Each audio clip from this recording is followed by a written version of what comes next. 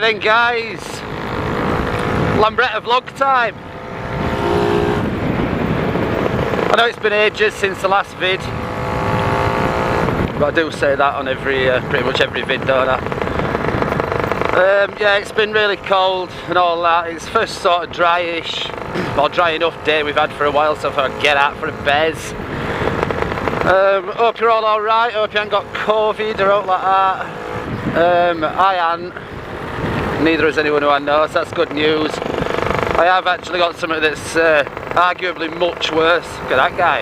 Look at these guys racing in their Audis down there, look. I've got something that's much worse than COVID, and that is toothache.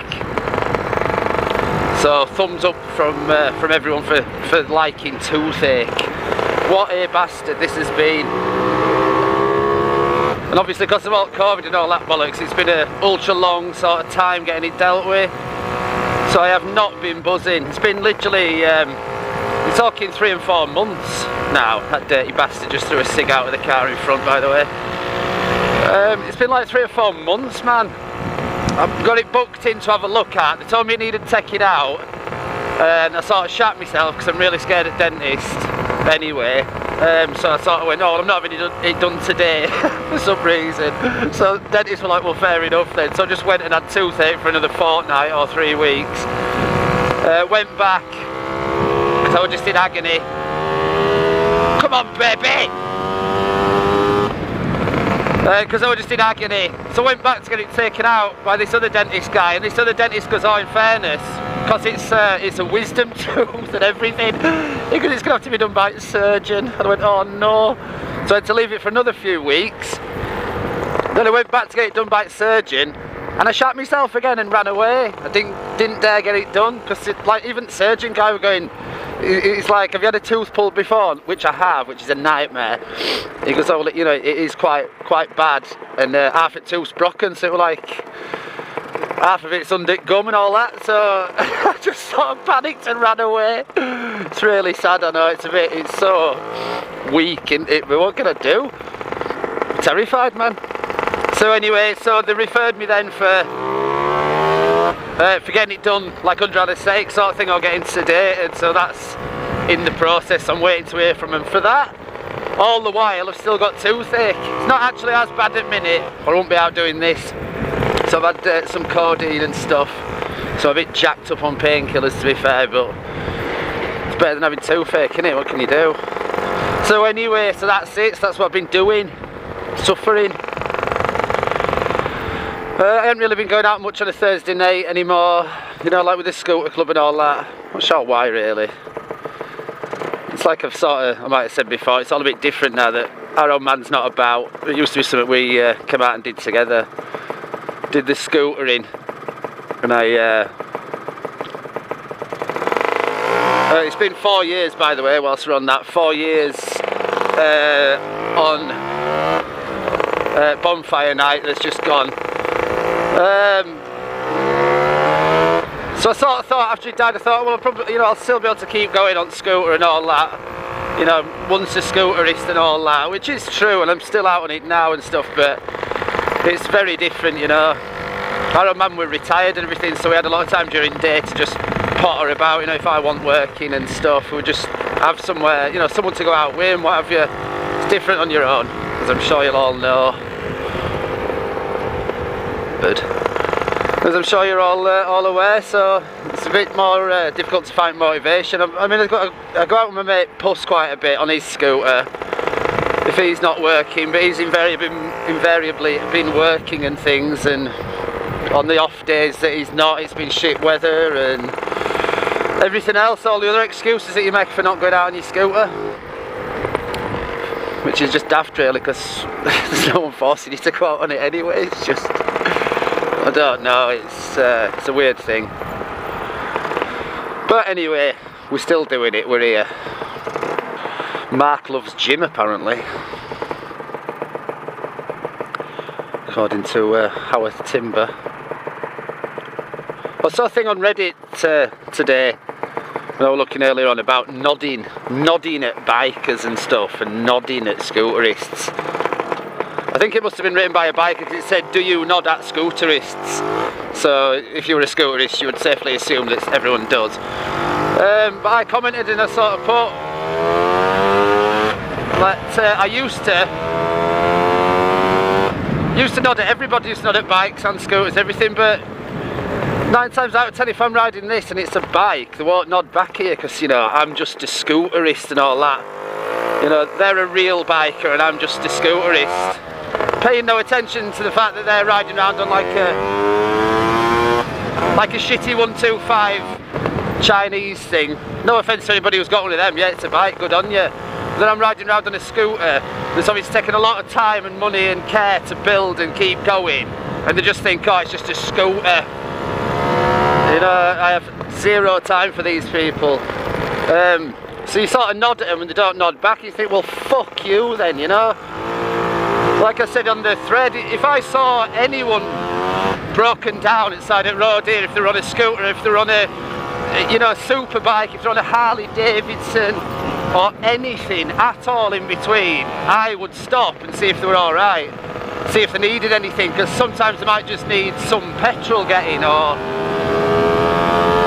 you never know, like I put on the thread, they might need to borrow your phone, or they might want a cig and then go on your backy and shit.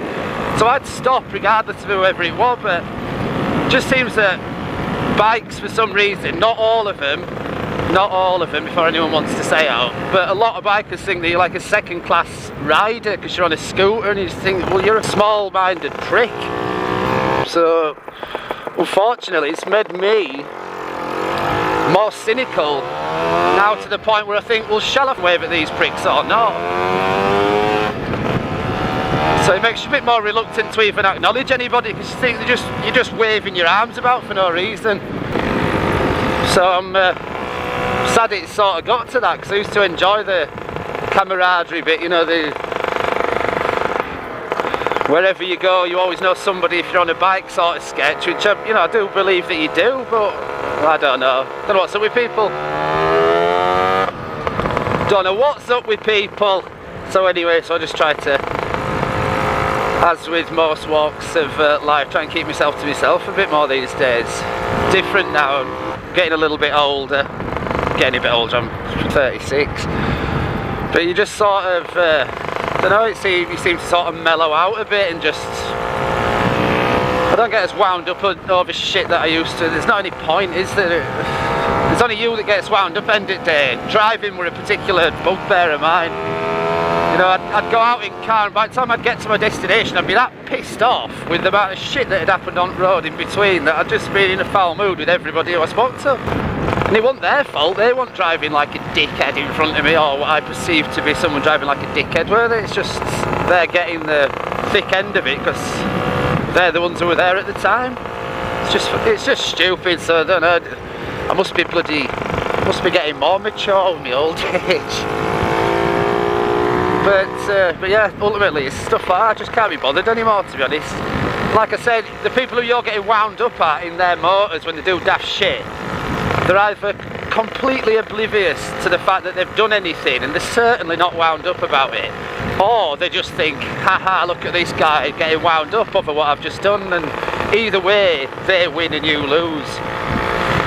So I try and sort of take it a little bit steadier these days. Even when I was working and stuff, and God, when I look back I can't believe I used to work in Leeds and I used to ride this there every day, even if it were raining and stuff.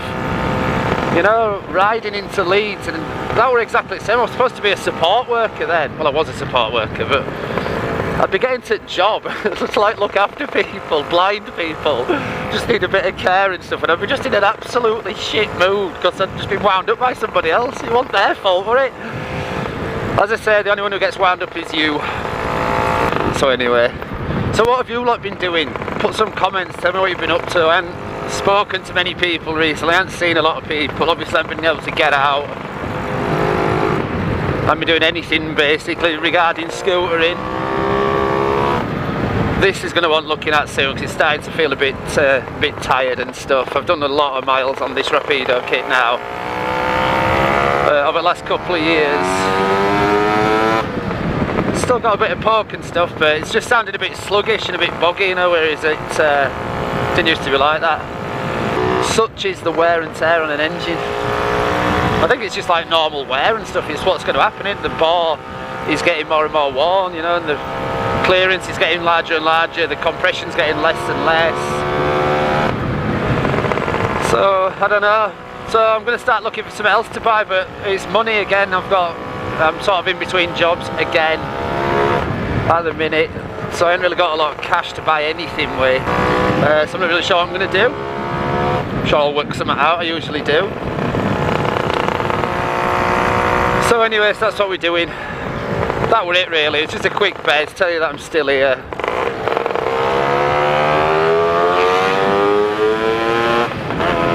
Tell you that I'm still here, still doing it. Even though vids are few and far between. So there you go, so that's it for now. Thanks for watching. Give it a thumbs up and all that. And just bang loads of sympathy in for the amount of toothache that I'm having. Right, that's it anyway. Thanks for watching. I'll see you on the next one.